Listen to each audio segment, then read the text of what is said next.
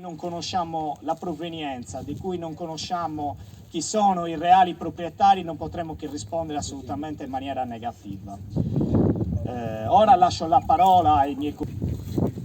Perché questa è una battaglia sacrosanta e dall'inizio dell'anno che stiamo facendo le manifestazioni, tutta la primavera, Barumini, Isili e altri comuni.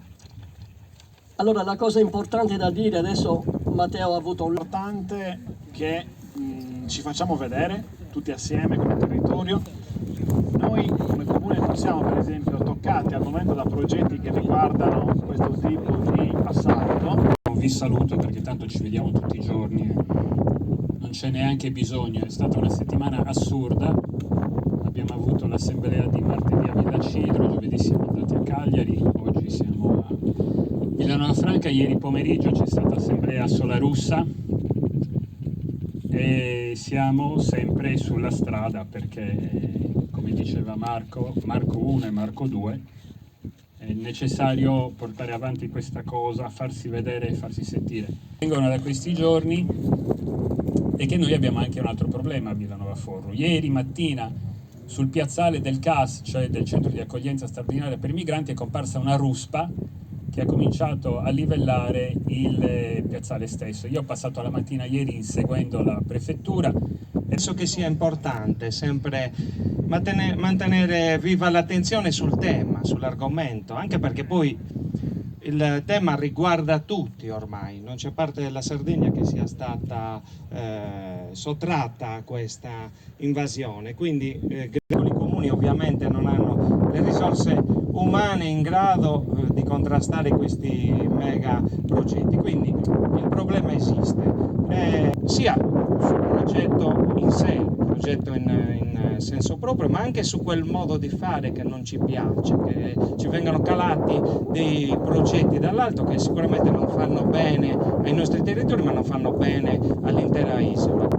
Diritti e doveri. Riflettevo adesso sulle parole dei colleghi di diritti e doveri, è un aspetto importante della vita dei nostri giorni. Io non riesco a doveri nei confronti dello Stato nel momento in cui lo Stato pensa di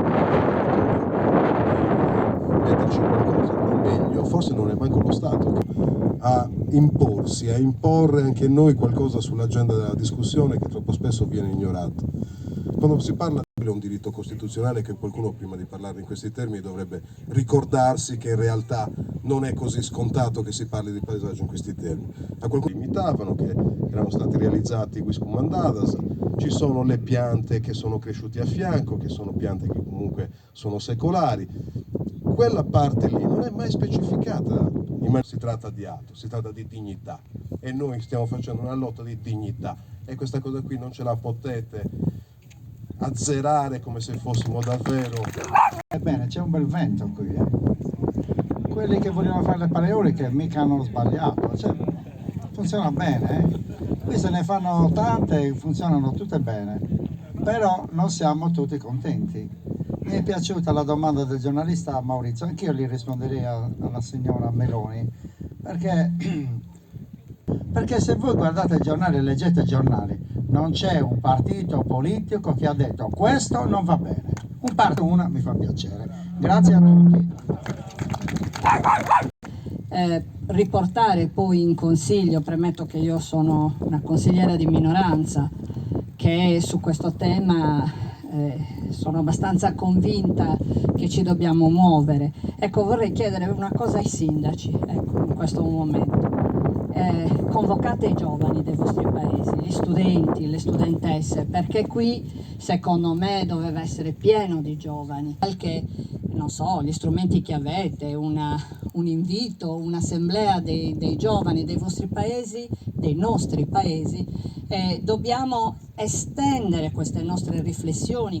Non solo abbiamo già dato, perché la Sardegna ha già un discreto parco di pale eoliche, quindi abbiamo già dato, anzi la verità è che hanno già preso, che quella deputata a scrivere questa leggina che dovrebbe portarci alla moratoria non è stata ancora convocata. Io lunedì mattina stesso andrò di nuovo a bussare alla porta del Presidente del Consiglio affinché si ricordi delle promesse che ci ha fatto giovedì, ma soprattutto che ha fatto anche a se stesso, perché provo a mettere i piedi nel piatto. Intanto due cose sui comitati. Ci tengo a ribadirle, perché talvolta in molti luoghi dove siamo andati ci viene rimproverato qualcosa. Le volte che andiamo in una comunità scopriamo che magari c'è quel sindaco distratto, magari c'è quel sindaco che proprio non gli importa nulla e quella comunità non è coinvolta. Che è stato approvato con legge costituzionale. Si può ragionare sui due articoli principali, il 51 dello Statuto energetici. Che tipo di energia volete in Sardegna? Come la organizzerete la Sardegna? Che cosa ci proponete? In questo appuntamento qua, grazie per l'invito, grazie soprattutto per l'impegno che si sta portando avanti per un'avvertenza così importante e soprattutto così difficile, perché noi abbiamo devastato i nostri territori e abbiamo condotto delle lotte contro le centrali a carbone e a gas, tanto che la Sardegna, nonostante oggi abbia una potenza installata di rinnovabili considerevole, continua a essere in Italia la regione con il più alto contributo di carbone in assoluto regionale, in merito a quello che sta succedendo in Sardegna, perché non sta alzando la voce. Ma non bisogna dimenticare neanche che noi siamo stati abbandonati, ci sono 700 richieste per la realizzazione di progetti di rinnovabili in Sardegna per garantire ricchezza a persone che manco mettono piede in Sardegna, mentre i nostri ragazzi devono andare a fare i camerieri fuori. I sindaci che sono venuti a darci il loro parere, il loro consiglio e la loro esperienza, grazie davvero. Vorrei ribadire un concetto che ha espresso prima Matteo, vorrei che fosse davvero chiaro e inequivocabile. Sgombriamo il campo dagli equivoci e diciamo che siamo convintamente favorevoli alle rinnovabili, a passare alle energie rinnovabili. È un passaggio dovuto, è ineludibile, perché dipende da questo la nostra salvezza, come una cosa insomma che risolve tutti i nostri problemi. Beh, penso che non li risolva, anzi li aggrava, li peggiora e in molti casi diventa una cosa irreversibile. Sotto la luce del sole, noi vogliamo camminare conoscendo regole certe, vogliamo camminare avendo programmazioni di sviluppo e non roba improvvisata, roba imposta, roba che non ci appartiene. Completamente di colonialismo energetico. Vengono in casa nostra, ci espropriano, fanno quello che vogliono. Se non è colonialismo questo, sembrano loro i padroni, mica noi. È concreta e riguarda tutta la Sardegna, non riguarda Villanova Franca, non riguarda questo produttore, quell'altro imprenditore, riguarda tutta la Sardegna. È inutile nascondercelo, anche se qualcuno vorrebbe nasconderlo, però la realtà è questa. Accordate con i territori imposte dall'alto. Beh, sarebbe ora di finirla, però spetta a noi comuni cittadini, spetta alle istituzioni che ci rappresentano, difendere il nostro territorio, difendere i nostri diritti e non lasciarci calpestare passivamente. Stiamo alla finestra, come diceva qualcuno, stiamo alla finestra a guardare, sta succedendo questo. Gigawatt.